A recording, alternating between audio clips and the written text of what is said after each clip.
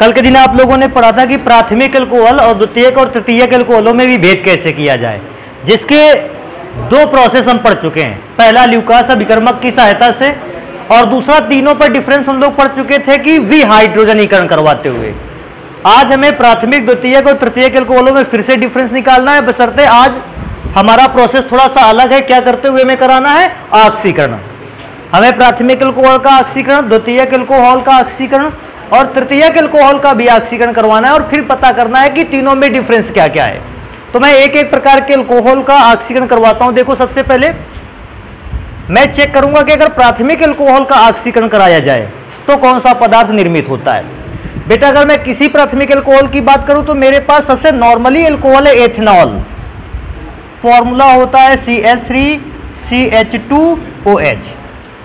अब जहां बात है ऑक्सीकरण की, तो ऑक्सीकरण के लिए हमें चाहिए नवजात ऑक्सीजन। और बेटा, आप सभी जानते हो नवजात ऑक्सीजन को बनाने के लिए किसी न किसी केमिकल कंपाउंड की जरूरत पड़ती है। वैसे तो केमिकल कंपाउंड में HNO3 को यूज कर सकते हो आप। इसके अलावा भी बहुत सारे जैसे K2Cr2O7 H2SO4 का यूज, KMNO4 एंड H2SO4 का यूज कर सकते हो। इस प्रकार से बहुत सारे ऐसे केमिकल हैं जिनसे नवजात ऑक्सीजन को बनाया जा सकता है। लेकिन अगर हम प्रयोगशाला में चेक करना स्टार्ट करें कि नॉर्मली हमारे पास कौन सा केमिकल है जिसके थ्रू हम अच्छा ऑक्सीकरण करवा सकते हैं, तो बेटा दो आते हैं रिएजेंट।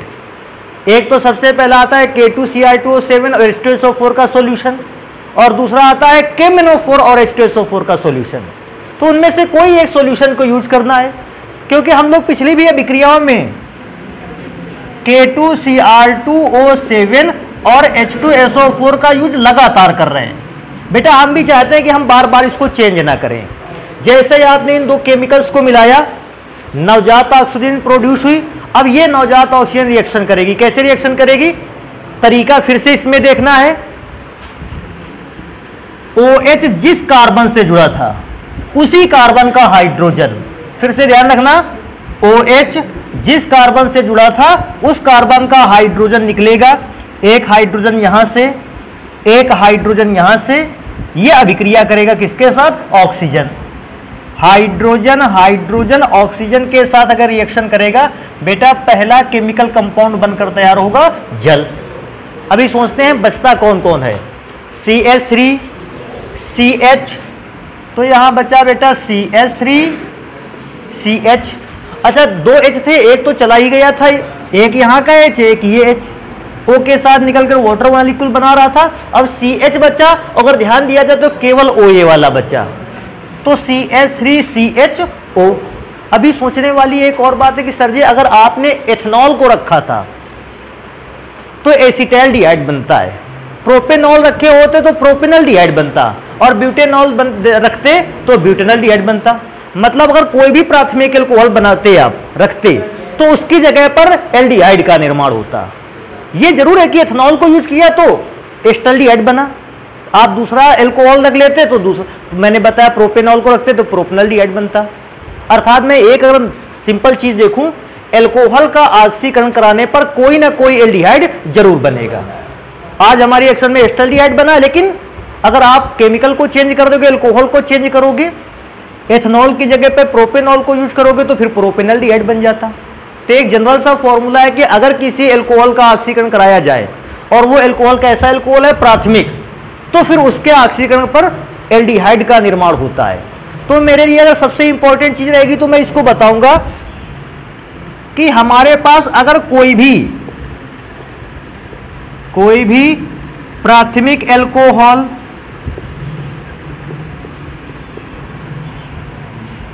ऑक्सीकरण पर, जब भी हमने उसका ऑक्सीकरण कराया, उसने ऑक्सीकरण पर किसका निर्माण किया? एल्डिहाइड। एल्डिहाइड देता है। ध्यान रखने वाली बात है, क्या हमेशा ऑक्सीकरण में एसिटाल्डिहाइड ही बनेगा? नहीं। अगर कार्बन बेटा 3 वाला अल्कोहल ले लोगे तो उससे भी ज्यादा प्रोपेनल्डिहाइड बन जाएगा। एक मैं रिएक्शन लिख के दिखा देता हूं। प्रोपेनल्डिहाइड का बेटा प्रोपेनल का फॉर्मूला होता है CH3CH2CH2OH। कार्बन 2 वाला अल्कोहल था तो एसिटाल्डिहाइड बना था। कार्बन 3 वाला अल्कोहल होता, रिएक्शन में कोई चेंज नहीं। रिएक्शन में चेंज इसलिए नहीं कि नवजात ऑक्सीजन और साथ में तीर के निशान के ऊपर मेरे लिए कुछ केमिकल की K2Cr2O7 एंड H2SO4। तरीका फिर से वही सेम रहता। अगर तरीका सेम रहता तो कैसे तरीका सेम रहता बेटा? फिर से वही, इसका H, ध्यान रखने वाली बात है, OH जिस कार्बन से जुड़ा है उसी का H रहेगा। H इस H को लेता और O से रिएक्शन कर लेता, बनाता H2O। अब H2O बन गया, बचता क्या है? CH3 CH2, यहां पे CH और ये वाला O, CH3 CH2 CHO। अब इसकी बात करता तो कार्बन 3 है, कार्बन 3 को प्रोप कहते हैं, बॉन्ड सिंगल है तो नाम के लास्ट में क्या लगाएंगे? एन, और क्योंकि लास्ट में CHO ग्रुप है इसको कहते हैं एल्डिहाइड, टोटल नाम बनता प्रोपेनल डिहाइड। अभी इसमें भी है, प्रोपेनॉल से प्रोपेनल डिहाइड बन गया, मतलब ये भी एल्डिहाइड बनकर तैयार हुआ। तो जब भी किसी प्राथमिक एल्कोहल का ऑक्सीकरण करवाते हैं कोई ना कोई एल्डिहाइड बनकर तैयार जरूर होता है। अब ये तो हो गया प्राथमिक एल्कोहल की बात कि प्राथमिक एल्कोहलों की पहचान रहेगी ऑक्सीकरण पर एल्डिहाइड का निर्माण करते हैं। अब मैं चेक करूंगा कि सेकेंडरी एल्कोहल किस प्रकार की रिएक्शन करते हैं। अब सेकेंडरी एल्कोहल की पहचान भी थी, क्या पहचान थी? CH3 CH CH3 और यहां पर होता था आप चाहो OH, OH ग्रुप जिस कार्बन से जुड़ा हो उससे 2 कार्बन जुड़ जाएं, द्वितीयक एल्कोहल। इसका भी ऑक्सीकरण करवाएंगे। ऑक्सीकरण करवाने के लिए आप सभी जानते हो नवजात ऑक्सीजन की जरूरत थी, और बेटा आपने तीर के निशान के ऊपर इसको यूज कर रखा है K2Cr2O7 और H2SO4। इस बात से परेशान ना होना कि आपकी बुक में इसकी जगह कोई दूसरा रिएजेंट लिखा था। मैंने बताया ऑक्सीकरण कराने के लिए बहुत सारे उत्प्रेरक हैं। अब हम लोग बार बार उत्प्रेरक चेंज करेंगे तो आप भूल जाओगे कि पता नहीं कौन सा उत्प्रेरक यूज करें, इसीलिए आपने शुरुआत से ही एक उत्प्रेरक यूज कर रखा है। तो बेटा इसकी अभिक्रिया कराओगे, सेम तरीका है। पहले चेक करो OH जिस कार्बन से जुड़ा है उस कार्बन के पास कोई हाइड्रोजन है, तो ये हाइड्रोजन इस हाइड्रोजन को लेगा और सामने ऑक्सीजन को ले लेगा। H और O को मिलाकर पहला कंपाउंड बनाएगा H2O। मैं चेक करता हूं मेरे पास बचता क्या? CH3 C और CH3 CH3 C और नीचे की ओर CH3। अभी एक और चीज चेक करते हैं, CH3 C CH3 बचा, यहां H इस H के साथ गया था और O को ले गया था, तो ये वाला H भी खत्म, ये वाला H भी खत्म, बचा केवल कौन? O। तो हम इसको CO लिखेंगे। बात आएगी सर डबल बॉन्ड के साथ क्यों लगा दिया? बेटा कार्बन की संयोजकता 4 होती है, कार्बन की अगर संयोजकता तो मैं चेक करने स्टार्ट करूं तो एक बॉन्ड ये हो गया, कार्बन का दूसरा बॉन्ड ये हो गया, और बाकी के 2 बॉन्ड किसके साथ हो गए? ऑक्सीजन के साथ, तो 4 बॉन्ड हो गए। और जब बॉन्ड ना पता हो तो भैया इस फॉर्मूले को याद कर लो, हंक फॉर्मूले को याद कर लो, 1 2 3 एंड 4। कार्बन 4 बॉन्ड से संतुष्ट होता है, नाइट्रोजन को कितने बॉन्ड चाहिए? 3 बॉन्ड सेटिस्फाई होने के लिए, ऑक्सीजन 2 बॉन्ड से सेटिस्फाई रहेगा, और हाइड्रोजन एक ऐसा एटम है जो केवल सिंगल बॉन्ड 1 बॉन्ड से सेटिस्फाई रहता है। तो इससे भी हमें पता चल जाता है। अच्छा ये तो हो गया कि इसको क्या कहते हैं? C डबल बॉन्ड O वाले कंपाउंड को कहते हैं कीटोन। तो मैं क्या बताऊंगा कि अगर वैसे प्राथमिक एल्कोहल का ऑक्सीकरण करने पर एल्डिहाइड मिलता था, लेकिन जब मैं द्वितीयक एल्कोहल का ऑक्सीकरण करवा देता हूं क्या मिलता है? कीटोन। तो मैं यहां पर लिखूंगा द्वितीयक एल्कोहल ऑक्सीकरण पर द्वितीयक एल्कोहल ऑक्सीकरण पर कीटोन देते हैं। बेटा इस कीटोन का नाम भी चेक कर लेते हैं, कीटोन देते हैं। अब इस कीटोन का नाम चेक करना होगा, चेक करो सबसे पहले। देखो इसको थोड़ा सा अच्छा लिखते हैं, इसको ऐसे लिखते हैं CH3 C double bond O CH3। बस कुछ भी नहीं किया गया, इस CH3 को सामने कर दिया गया। कार्बन चेक करेंगे 1 2 3, टोटल अगर कार्बन चेक करोगे 1 2 3, कार्बन 3 को कहते हैं प्रोपेन। और बेटा क्योंकि C के साथ डबल बॉन्ड O जुड़ा हुआ है, लास्ट में one, propene plus one is equal to propanone. ध्यान रखना, कार्बन 4 होता तो क्या बताते, ब्यूटेनोन, और कार्बन 5 होता पेंटेनोन, 6 पर हेक्सेनोन और 7 पे हेप्टेनोन। लेकिन कोई भी ऐसा कीटोन नहीं हो सकता जिसमें कार्बन के एटम 3 से कम हो। मतलब कीटोन श्रेणी का पहला सदस्य ही तब बनता है जब कार्बन के एटम कितने होते हैं, 3। कार्बन के 2 परमाणुओं को मिलाकर किसी भी प्रकार का कीटोन नहीं बनाया जा सकता है। इस बात को हमेशा ध्यान रखिएगा। कीटोन अगर शुरुआत होती है कार्बन के 3 परमाणुओं से, पहला सदस्य कीटोन श्रेणी का यही है जिसको प्रोपेनोन कहते हो। प्रोपेनोन जाने क्यों कहा, कार्बन 3 है, प्रोपेन, और जिसमें C डबल बॉन्ड O लगा हो उसके नाम को पढ़ने के लिए नाम के लास्ट में क्या जोड़ देते हैं, ओल। ये हो गया बेटा सेकेंडरी अल्कोहल का। अगर मैं टर्सरी अल्कोहल की बात करूं तो बेटा टर्सरी अल्कोहल का फॉर्मूला होता है CH3, थोड़ा सा सही लिखते हैं नीचे, CH3 single bond C, CH3। अब बात आएगी सर जी पहचान कैसे करें टर्सरी अल्कोहल की। बिल्कुल आसान है, OH ग्रुप इस कार्बन से जुड़ा है, बस इतना चेक कर लेना ये कार्बन और कितने कार्बन को जोड़ता है, 1 2 3, टर्सरी है। अच्छा टर्सरी में से मैं इसका ऑक्सीकरण करवाने जा रहा हूं। ऑक्सीकरण होएगा O से, और तीर के निशान के ऊपर K2 Cr2O7 और H2SO4। लेकिन बेटा जब मैंने तृतीयक अल्कोहल का ऑक्सीकरण करवाया, मुझे तृतीयक अल्कोहल के ऑक्सीकरण से पता चला कि इस उत्प्रेरक द्वारा नवजात ऑक्सीजन पर इतनी क्षमता नहीं है कि नवजात ऑक्सीजन तृतीयक अल्कोहल का क्या करा सके, ऑक्सीकरण। अर्थात तृतीयक अल्कोहल पर ऑक्सीकरण की कोई भी अभिक्रिया संपन्न नहीं होती है। या ऐसे भी लिख सकते हैं, क्या लिख सकते हैं, हाँ, कोई अभिक्रिया नहीं, मतलब किसी भी प्रकार की रिएक्शन यहां पर नहीं होती। हाँ एक और चीज है, सबसे इंपॉर्टेंट चीज, किसी भी प्रकार की अभिक्रिया नहीं हो रही है।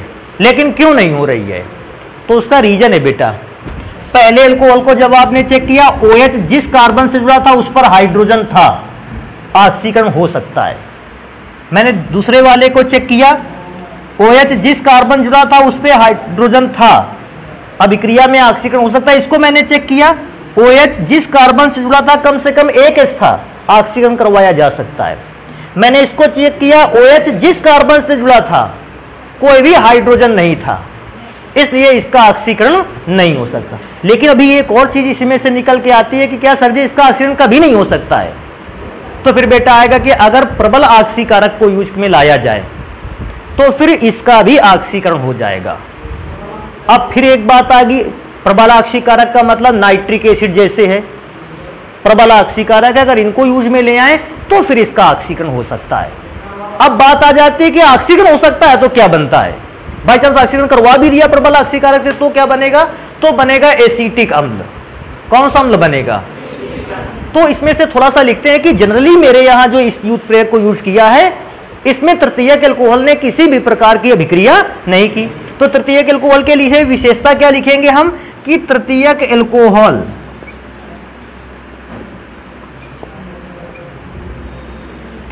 अल्कोहल का इस उत्प्रेरक द्वारा ऑक्सीकरण नहीं होता, ऑक्सीकरण नहीं होता है। तो बेटा ये डिफरेंस हो गया प्राथमिक द्वितीयक और तृतीयक अल्कोहलों में, कि प्राथमिक अल्कोहल ऑक्सीकरण पर एल्डिहाइड देता है, द्वितीयक अल्कोहल ऑक्सीकरण पर कीटोन देता है, और जो तृतीयक अल्कोहल होता है बेटा उसका सामान्य प्रोसीजर में अगर मैं चेक करता हूं तो ऑक्सीकरण होता ही नहीं है। तो इसको बेटा आप नोट कर लें, फिर आगे देखते हैं। तृतीयक अल्कोहलों के लिए एक नोट लिखते हैं वहीं पर, तो वहां लिखना जरा, इसको ध्यान रखना अपना, लिखते हैं तृतीयक अल्कोहलों का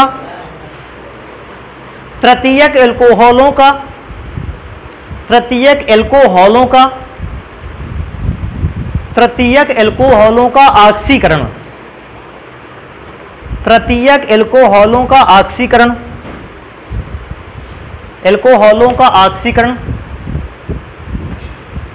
प्रबल प्रबल ऑक्सीकारक की सहायता से कराया जा सकता है। प्रबल ऑक्सीकारक की सहायता से कराया जा सकता है। प्रबल ऑक्सीकारक की सहायता से कराया जा सकता है। प्रबल ऑक्सीकारक की सहायता से कराया जा सकता है। कराया जा सकता है, परंतु इस दौरान कराया जा सकता है, परंतु इस दौरान कार्बोक्सिलिक अम्ल, कुछ ऐसे लिखना, कार्बोक्सिलिक अम्ल,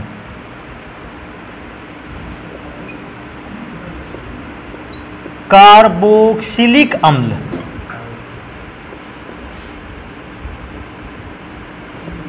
कार्बोक्सिलिक अम्ल, कार्बोक्सिलिक अम्ल बनता है।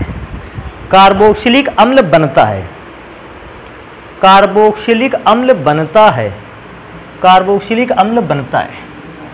तो बेटा ये इंपॉर्टेंट चीज होगी कि अगर हम तृतीयक अल्कोहल को पाएंगे, ये सामान्य जो ऑक्सीकारक होता है जैसे पोटेशियम डाइक्रोमेट और सल्फ्यूरिक एसिड, इसके द्वारा तो हम इसका ऑक्सीकरण नहीं करा पाएंगे, लेकिन अगर मैं कोई प्रबल ऑक्सीकारक ले लेता हूं तो फिर इसका ऑक्सीकरण होगा और उस दौरान फिर ये काय का निर्माण करेगा, कार्बोक्सिलिक अम्ल। कार्बोक्सिलिक अम्ल का मतलब समझते हो, एसिटिक अम्ल, प्रोपेनोइक अम्ल, इस टाइप से एसिड्स का निर्माण करेगा।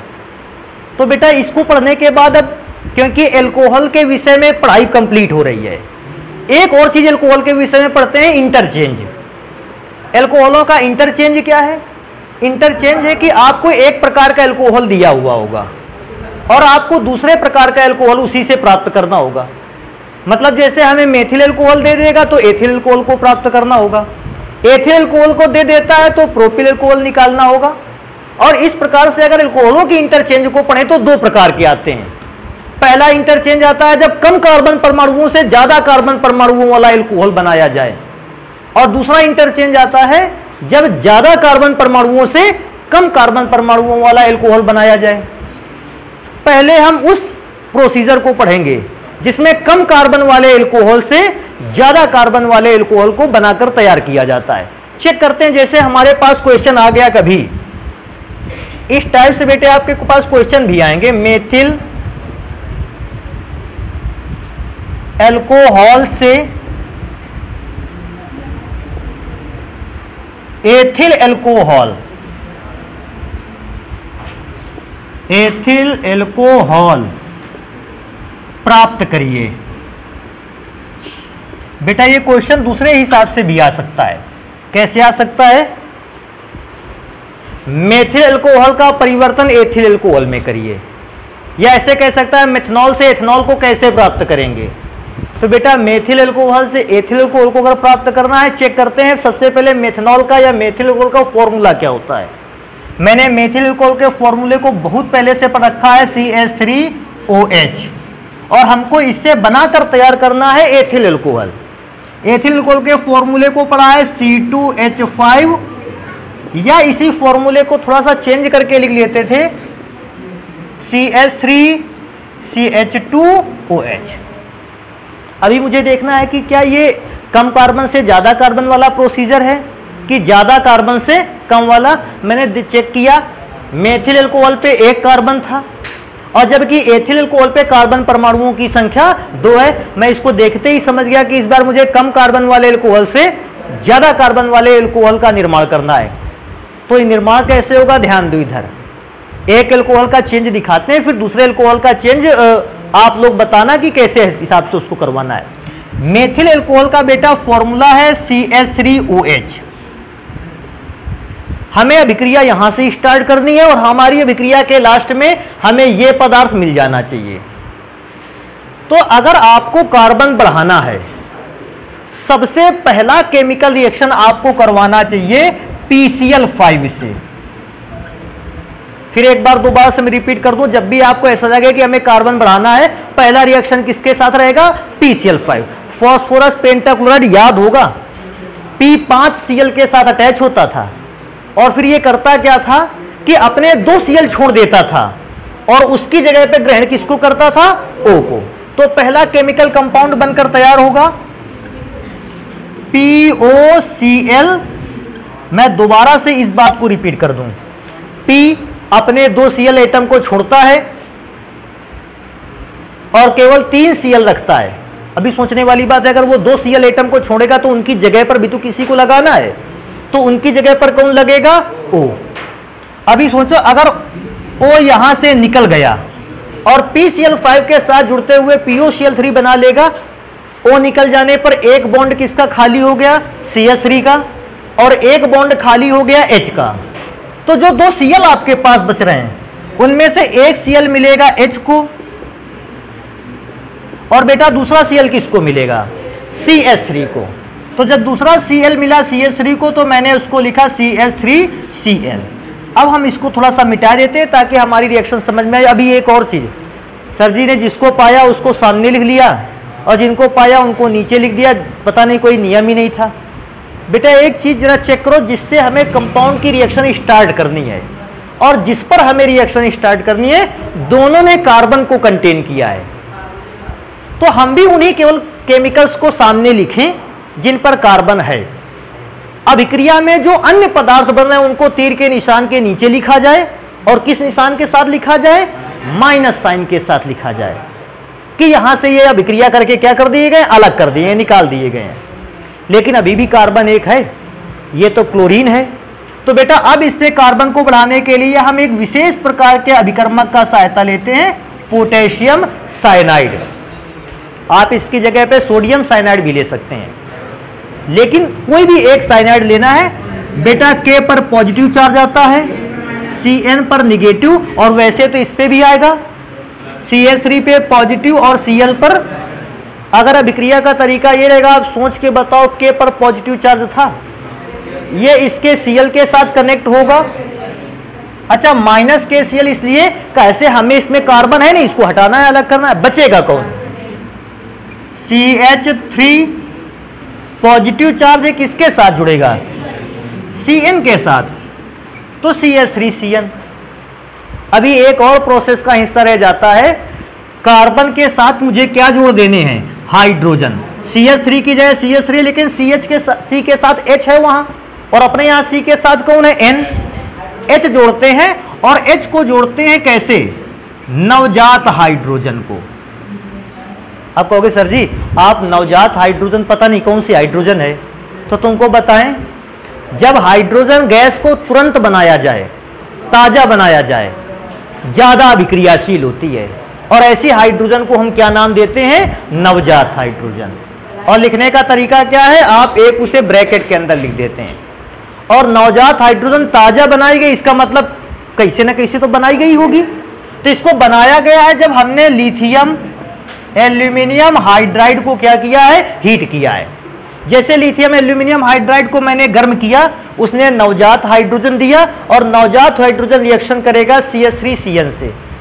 इसमें भी है, या तो रट पाओ अपना तो बिल्कुल रट के रख लो, और नहीं तो इधर देखो, CH3 सिंगल बॉन्ड। बेटा C के टोटल बॉन्ड कितने होते हैं? 4। अभी C ने बॉन्ड कितने बनाए हैं? इसका मतलब C और N के बीच में कौन सा बॉन्ड होगा? ट्रिपल, क्योंकि N के भी तो 3 बॉन्ड होते हैं, ये ऐसा रहेगा। अब उन 3 बॉन्ड्स में अगर मैं चेक करूं तो बेटा ट्रिपल बॉन्ड में आप सभी लोगों ने 11th क्लास पे इस बात को पढ़ा है कि सर जी जब ट्रिपल बॉन्ड होता है उसमें से 2 बॉन्ड तो पाई होते हैं, एक होता है सिग्मा। जो 2 बॉन्ड पाई होते हैं ये काफी कमजोर होते हैं, और जैसे ही H इस बॉन्ड से टकराता है वो दोनों पाई बॉन्ड क्या हो जाते हैं? ब्रेक हो जाते हैं। अभी सोचो अगर वो दोनों पाई बॉन्ड ब्रेक हो गए, कमजोर थे क्योंकि ये वाला बॉन्ड क्यों नहीं ब्रेक हुआ? सिग्मा है, स्ट्रॉन्ग है, तकरीबन 2 गुना एनर्जी चाहिए होती है लगभग इस सिग्मा बॉन्ड को तोड़ने के लिए। तो कमजोर बॉन्ड टूटता है, स्ट्रॉन्ग बॉन्ड अभी भी बना रहता है। अच्छा सोचो अगर 2 बॉन्ड टूट गए इसके, तो 2 बॉन्ड का नुकसान कार्बन का हुआ है, और 2 बॉन्ड का नुकसान किसका हुआ है? नाइट्रोजन का। तो दोनों बॉन्ड की कमी को भरपाई करने के लिए हमने क्या किया? बेटा रिएक्शन को अब यहां से लिखेंगे। CH3C तो लिखा था क्योंकि 2 बॉन्ड की भरपाई करनी है हमें।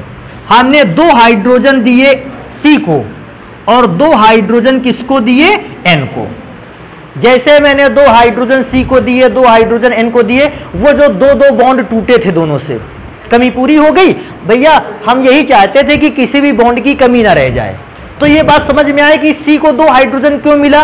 और N का 2 हाइड्रोजन इसलिए मिला क्योंकि दोनों के कितने बॉन्ड टूटे थे? 2, इसलिए 2 हाइड्रोजन C को और 2 हाइड्रोजन N को। अभी एक सबसे बड़ी प्रॉब्लम है, CH3 बन गया, CH2 बन गया। अब हमें NH2 ग्रुप को काहे में चेंज करना है? OH में। तो हमारे पास कोई ऐसी रिएक्शन हो जाए जिसमें से हम NH2 को हटाकर उसकी जगह पे क्या रख सके? OH। तो बेटा एक रिएक्शन है मेरे पास, हम इसकी अभिक्रिया करवाएंगे काहे की उपस्थिति में? जल। और इंपॉर्टेंट चीज क्या है? तीर के निशान के ऊपर H+ लिखेंगे, अम्ल। अभी बात होगी कि एसिड को क्यों प्रेजेंट रखा गया। अगर हम इस अम्ल को ना रखते तो भी रिएक्शन होती कि ना होती, उस पर चर्चा करेंगे, लेकिन पहले रिएक्शन। बेटा इसको ऐसे लिख लिया जाए, अगर जल में तुम लोगों को दिक्कत ना हो तो H2O को HOS लिख लेते हैं, बेटा रिएक्शन देता है। वैसे रिएक्शन कैसे देगा? NH2 जो है वो इस H से अभिक्रिया करेगा, NH2 अगर H से रिएक्शन करेगा बनेगा NH। लेकिन आज एक प्रॉब्लम आ रही, आज हमने कार्बनिक नहीं है, इसको भी सामने रखा। क्यों? क्योंकि यहीं से अभिक्रिया अब क्या हो जाएगी? खत्म हो जाएगी। तो लास्ट में रख सकते हैं, कहो तो हम रख दें, यहां पे कोई प्रॉब्लम नहीं है, लेकिन क्योंकि रिएक्शन समाप्त हो रही वहां रख लो। बेटा बचेगा कौन? CH3 CH2 OH।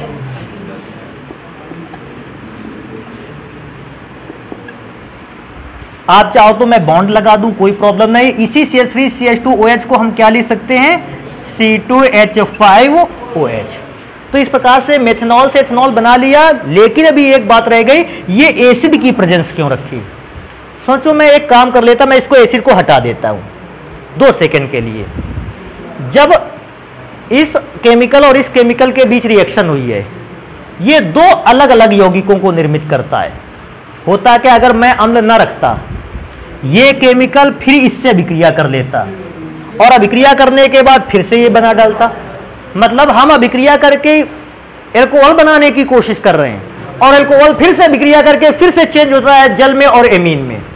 मतलब कुल मिला के हमारा जो भी कार्य है वो फेल होता जा रहा है। हम तो एल्कोहल बनाते हैं लेकिन एल्कोहल फिर से एमीन में चेंज हो जाता है और हमारा किया गया प्रोसेस पूर्ण रूप से सफल नहीं हो पाता है। तो हमने किया क्या? हमने यहां पर रखा H+ एसिड। जैसे ही इन दोनों केमिकल्स की रिएक्शन हुई और अमोनिया गैस बनी। अमोनिया की प्रकृति होती है क्षारीय। मैंने अम्ल को डालते हुए इस क्षारीय अमोनिया को क्या कर दिया? समाप्त। अब ऐसा सोचो, जब अमोनिया मिलेगी ही नहीं तो ये केमिकल अमोनिया से अभिक्रिया नहीं कर पाएगा, और जब अभिक्रिया नहीं कर पाएगा तो अभिक्रिया रिवर्स भी नहीं होगी। तो अभिक्रिया के दौरान बने क्षारीय पदार्थ अमोनिया को समाप्त करने के लिए हमें किसी ना किसी अम्ल की क्या होती है? आवश्यकता। वो अम्ल जैसे ही अमोनिया को समाप्त कर देता है, अब ये केमिकल किसी से अभिक्रिया नहीं कर पाएगा, क्योंकि जो अमोनिया थी वो क्या हो गई है? समाप्त हो गई है, और केवल एल्कोहल बचेगा। अगर अमोनिया समाप्त ना होती, एल्कोहल अमोनिया से रिएक्शन करता, फिर एमीन बनाकर तैयार कर लेता। तो इस प्रकार से किसी कम कार्बन वाले एल्कोहल से अधिक कार्बन वाले एल्कोहल को बनाया जा सकता है। इसको नोट करेंगे, एक लगभग ऐसी ही रिएक्शन और कंप्लीट करेंगे। तो अब मुझे तो प्रोसीजर तकरीबन याद है, तो अब हम उसी प्रोसीजर पर चलेंगे और इस पर वही अभिक्रिया करवाते हुए प्रोपिल एल्कोहल को बनाकर तैयार करेंगे। पहले एथिल एल्कोहल ले लेते हैं। बेटा एथिल एल्कोहल लोगे तो एथिल एल्कोहल को फॉर्मूला C2H5OH। तो मुझे याद है पहली बार हमने अभिक्रिया किसके करवानी है? PCl5 से। तो बेटा जैसे ही PCl5 से रिएक्शन करवाएंगे, आप सभी को पता है एक केमिकल बनता है P और Cl को लेते हुए, जिसका नाम है POCl3। मतलब P जो होता है इस O को लेते हुए POCl3 बनाता है, और ये अपने 2 Cl को क्या कर देता है? छोड़ देता है, केवल इस चक्कर में कि वो O को अपने साथ जोड़ना चाहता है। वो जो दोनों Cl छूटे, एक Cl अटैच होगा H से और एक Cl अटैच होगा जाके C2H5 से। तो दूसरा केमिकल कंपाउंड बनता है C2H5Cl। अब बेटा थोड़ा सा और इसको सॉल्व करते हैं कि अब सेकेंड स्टेप पे अभिक्रिया करवानी है अब Cl, अच्छा KCl। तो बेटा नेक्स्ट नंबर पे चलते हैं KCl। और KCl पे रिएक्शन का महत्व तो कैसा था कि C2H5 पे थोड़ा सा पॉजिटिव चार्ज, Cl पर निगेटिव चार्ज, K पर पॉजिटिव, उधर Cn पर निगेटिव। K रिएक्शन किससे करेगा? Cl से। कुछ लोग ऐसा भी कर देते हैं के और Cl को एक ब्रैकेट में पैक कर दिया कि ये पॉजिटिव इस निगेटिव आयन से रिएक्शन करेगा और बना डालेगा KCl, और वो भी काय के साथ माइनस, इसको अलग कर लिया है। बेटा बचा कौन? C2H5Cn। अगर हम इसका नाम भी पढ़ें तो एथिल साइनाइड। अभी इसका अपचयन करवाना है, वो भी कितने मोल नवजात हाइड्रोजन से, और उसके लिए जो मुझे कैटलिस्ट चाहिए वो चाहिए LiAlH4। अभी 4 मोल इसलिए करवाया है क्योंकि C और N के बीच में मैंने नहीं बनाया है, लेकिन ट्रिपल बॉन्ड है, और उस ट्रिपल बॉन्ड में 2 बॉन्ड क्या हो जाने वाले हैं? ब्रेक। और क्योंकि 2 बॉन्ड ब्रेक होंगे C और N के बीच में, ऐसा लिख लेते हैं बेटा, थोड़ा सा ज्यादा बेटर लगेगा, C ट्रिपल बॉन्ड N। जब ट्रिपल में से 2 बॉन्ड टूटेंगे, 2 बॉन्ड का नुकसान कार्बन का भी माना जाएगा और 2 बॉन्ड का नुकसान नाइट्रोजन को, इसलिए 4 में से 2 हाइड्रोजन कार्बन को, 2 हाइड्रोजन नाइट्रोजन को। तो क्या मिलेगा? देखो एक तो C2H5 और फिर इसके बाद CH2 और इसके बाद NH2। इसका नाम जैसे पढ़ना होगा, कार्बन 2 और 1, 3 को प्रोपिल और NH2 को पढ़ेंगे एमीन।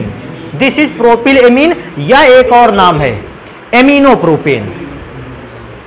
तो काम खत्म कि अभी कुछ करवाना है इस पे? जल अपघटन। बेटा जल अपघटन के लिए तो ऐसा लिखे, ज्यादा बेटर होगा HOH। और इस पे अम्ल इसलिए रखना है कि ऐसे वो जो अमोनिया क्षारीय नेचर वाली बनेगी उसे हमें समाप्त भी करना है। क्षारीय नेचर की अमोनिया को हमें खत्म भी करना। रिएक्शन कैसे करवाएंगे? NH2 रिएक्शन करेगा केवल H के साथ, NH2 एंड H मिलकर बनाएगा NH3, और मैं अगर चेक करूंगा इसके बाद क्या बचता है? C2H5 CH2OH, C2H5 CH2OH। Sir जी ये तो मिल नहीं रहा। मिलेगा, लेकिन कैसे?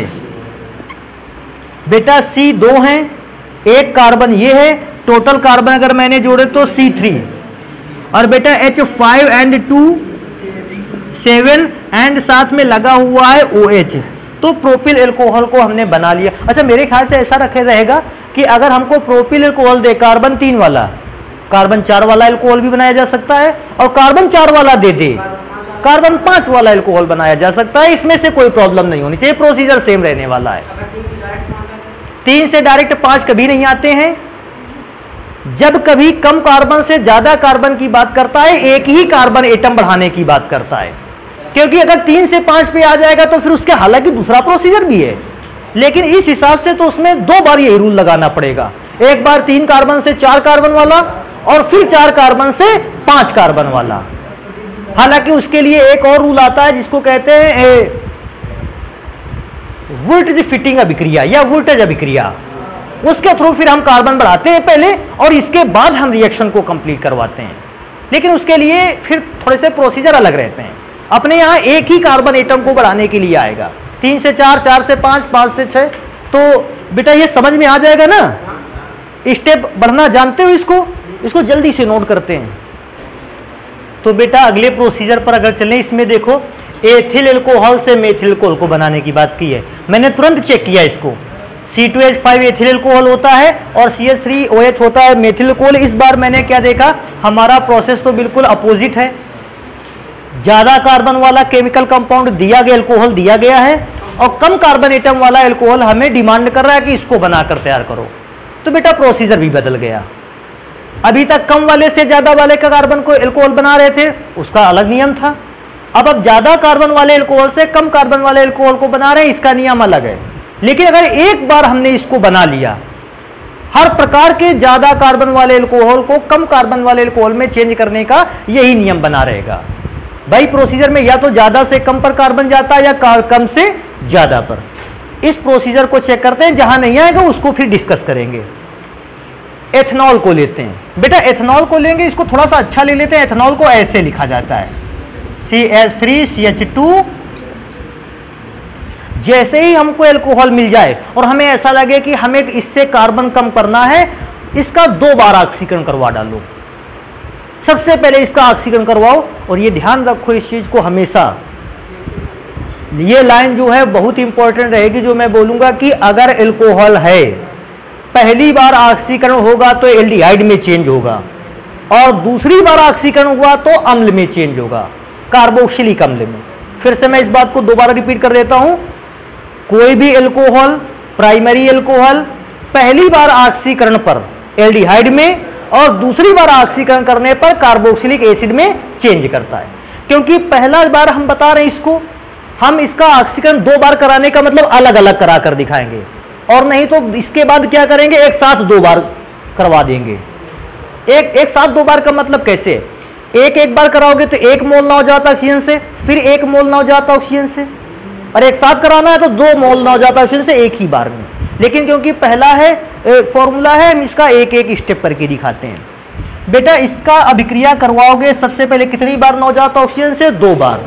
पहली बार हुआ, लेकिन यार नवजात ऑक्सीजन को बनाने के लिए तो वो K2Cr2O7 लगता था, K2Cr2O7 एंड H2SO4। ये एरो का साइन थोड़ा सा बढ़ाया जाए, इन दोनों को मिलाकर नवजात ऑक्सीजन बनाया गया। तरीका तुम लोगों को पता था, यही वाला H कह रहे थे अभी थोड़ी देर पहले, ये H और O को लेके अलग होगा तो क्या बना डालेगा, H2O। मैंने पढ़ना स्टार्ट किया, बचता क्या है, CH3C, केवल एक H बचा और O, CH3CHO। कभी कभी देखो तुम लोगों के लिए और आसान हो जाता है, ये H2O को लेके अलग हो गया, H2 अगर O को लेके अलग होके यहां बन जाएगा, बचेगा क्या, CH3CHO। डायरेक्ट पहचान गए इसको। तो बेटा CHO बना, इसको कहते हैं एसीटैल्डिहाइड। अभी इसका एक बार और ऑक्सीकरण होना है बेटा, एक बार और ऑक्सीकरण होगा तो एक बार और भी हमको K2Cr2O7 और H2SO4 लिखना होगा।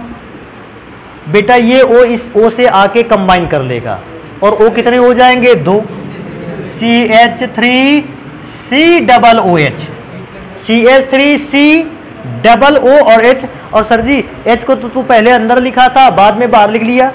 ये एटम को अरेंज करने के बेसिस पे है, CH3COOH एसिड बना लिया। अब जब एसिड बन जाए, यहां से कार्बन कम किया जा सकता है।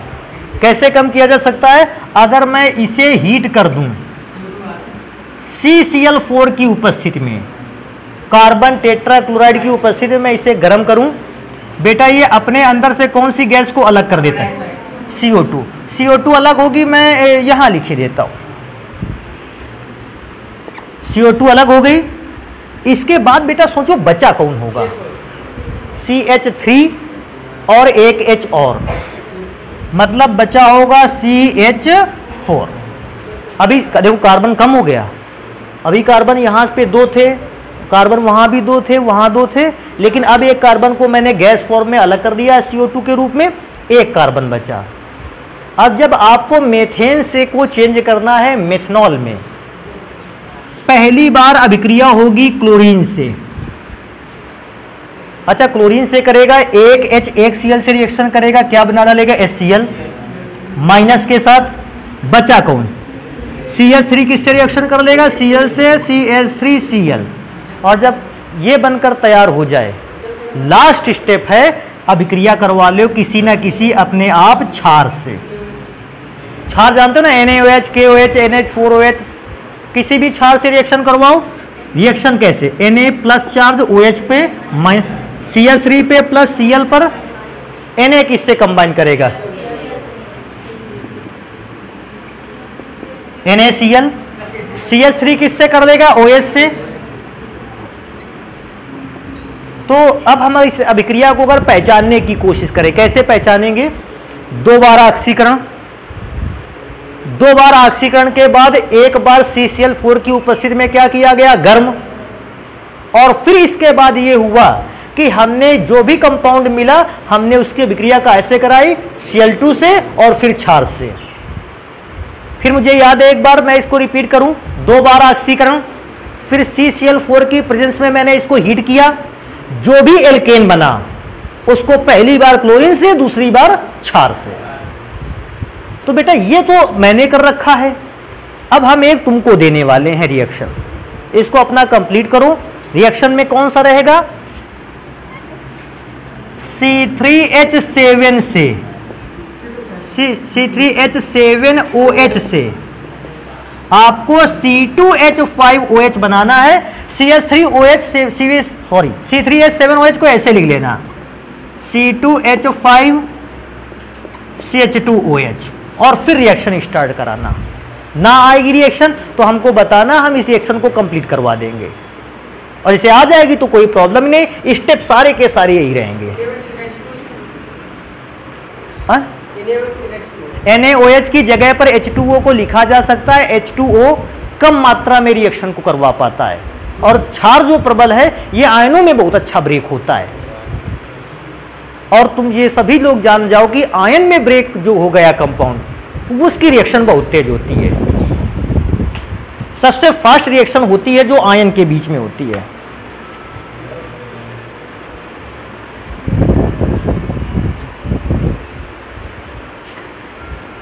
तो बेटा आज इतना ही पढ़ेंगे, फिर इसके बाद जो भी होगा उसको पढ़ेंगे कल।